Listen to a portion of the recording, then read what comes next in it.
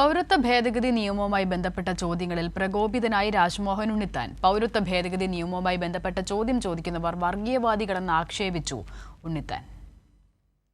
Kasaragod press ക്ലബിന്റെ മുഖാമുഖം പരിപാടിയിലാണ് പൗരത്വ ഭേദഗതി നിയമവുമായി ബന്ധപ്പെട്ട ചോദ്യങ്ങളോട് Rajmohan Unnithan ക്ഷോഭിച്ചത്.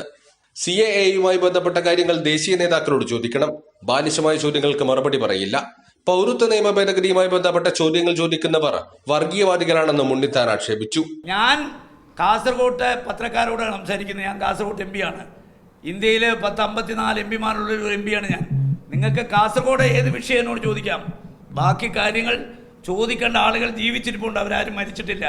You can go പറയട്ടെ.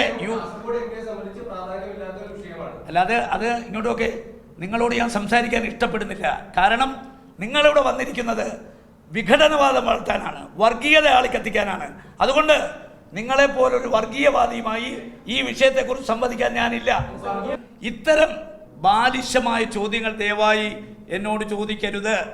വിനയപൂർവ്വം ഞാൻ അപേക്ഷിക്കുന്നു. ഈ വിഷയം ബാലിശമായ വിഷയമാണോ? വർഗീയപരമായ ചോദ്യങ്ങൾ എന്നോട് ആരും ചോദിക്കരുത്, ഉത്തരം ഞാൻ തരില്ല. NIA ഭേദഗതി ബില്ലുമായി ബന്ധപ്പെട്ട കോൺഗ്രസ് നിലപാടടക്കമുള്ള വിഷയങ്ങളിലെ ചോദ്യങ്ങളിലും മറുപടി പറയാതെ ഉണ്ണിത്താൻ ഒഴിഞ്ഞുമാറി. കൈരളി ന്യൂസ്, കാസർഗോഡ്.